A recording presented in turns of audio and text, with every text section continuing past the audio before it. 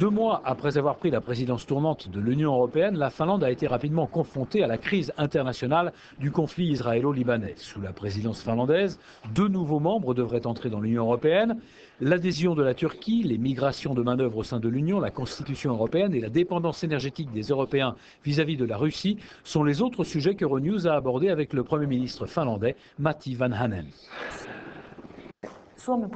La Finlande a entamé sa présidence de l'Union européenne le 1er juillet. Quel est le bilan du premier trimestre? Bien sûr, l'événement le plus marquant, ça a été la crise au Liban. Elle n'était pas prévisible, mais nous étions préparés à affronter des crises internationales importantes. Elle a frappé tout de suite. Nous n'avons pas agi exactement selon les souhaits de certains, même ceux des grands pays, mais nous avons agi en mettant en avant l'unité de l'Union, tout en défendant notre propre point de vue. La présidence doit trouver la vision commune et pour cela, il faut y inclure le point de vue du pays qui préside. Et nous avons agi ainsi, cette fois encore. L'Union doit apprendre à parler d'une seule voix dans le domaine des affaires étrangères.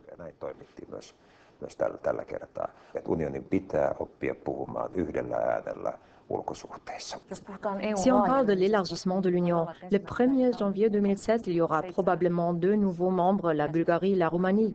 Quelle importance pour la Finlande représente l'arrivée de ces 2 nouveaux pays au cours de sa présidence? Bien sûr, ça aussi c'est important, et ce d'autant plus que c'est tout un symbole. L'échéance décisive vers leur adhésion s'est produite au cours de la précédente présidence finlandaise. Maintenant, si nous arrivons à achever les négociations pendant notre présidence, ce sera très bien. Puisque vous évoquez les faits marquants de la précédente présidence finlandaise, parlons donc de la Turquie. La Turquie pourrait-elle remplir un jour toutes les exigences nécessaires à l'adhésion? En ce moment, elle ne les remplit pas, mais je crois et je souhaite qu'un jour elle puisse les remplir. Il est important pour la stabilité de l'Europe et des pays de son voisinage que la Turquie, un très grand pays, puisse rejoindre les standards européens et développer sa société sur cette base. Cela ne pourra que renforcer la stabilité politique en Europe. Je comprends le point de vue selon lequel la Turquie ne remplit pas les critères d'adhésion en ce moment, mais je souhaite que les gens soient prêts à changer d'avis une fois que la Turquie aura réussi à atteindre un niveau suffisant. Il faut envisager une Turquie en état d'adhérer et non pas la Turquie dans son état actuel.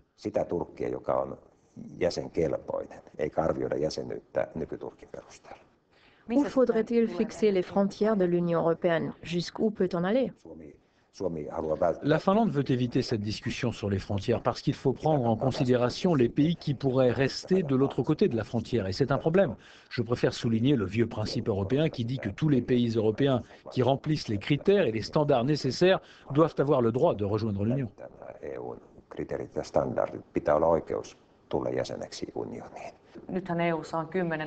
Il y a 10 nouveaux membres dans l'Union. Comment se sont-ils adaptés?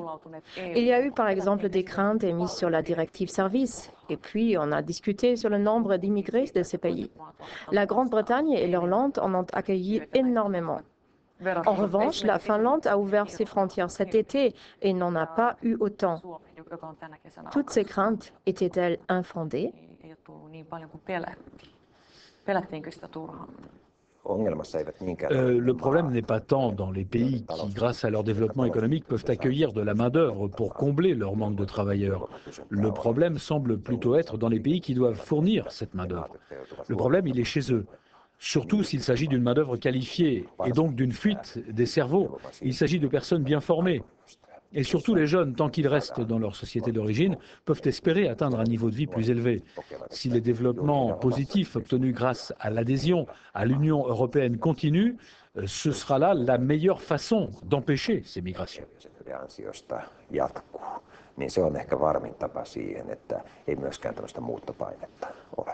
Matti Vanhanen, vous avez participé à la rédaction du texte de la Constitution européenne qui maintenant est gelée.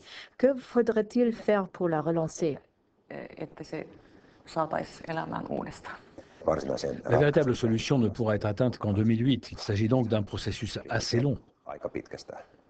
Mais la Finlande va ratifier la Constitution dès cet automne? La Finlande, comme la plupart des autres pays membres, va pour sa part donner son point de vue sur ce texte, déjà négocié, parce que nous en avons le droit et parce que nous voulons donner notre avis sur ce texte négocié, dire s'il est bon ou pas. Mais cela ne rentrera jamais en vigueur tel quel. C'est possible, mais malgré cela, nous avons le droit de donner notre avis sur cet accord négocié. On ne peut pas imaginer qu'un pays donnant un avis défavorable ait le droit de parler pour nous. Il est bien que les pays qui veulent définir leur opinion le fassent. Cela aura aussi une influence sur le processus final.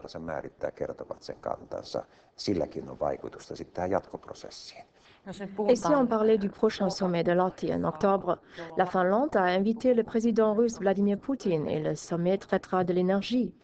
Les Européens sont-ils trop dépendants de la Russie en ce domaine? En matière de relations internationales, nous sommes tous dépendants les uns des autres, surtout dans les relations économiques. On peut seulement dire que la tendance à venir est un accroissement de cette dépendance. Mais de quelle façon? Par exemple, le succès de la Finlande, et nous avons bien réussi, se fonde précisément en grande partie sur la dépendance économique extérieure des autres pays. Cette dépendance est réciproque. La Russie trouve un revenu en vendant de l'énergie, et c'est dans son intérêt d'être un vendeur d'énergie le plus fiable possible. Et l'intérêt des Européens, c'est de se garantir un accès à long terme aux sources d'énergie, tout en veillant à permettre au marché de définir les prix. Dans ce cas, notre intérêt est d'obtenir de l'énergie du Nord, de l'Est et du Sud. L'Europe doit développer les réseaux de fournisseurs d'énergie dans plusieurs directions, pour ne pas dépendre exclusivement d'une seule provenance.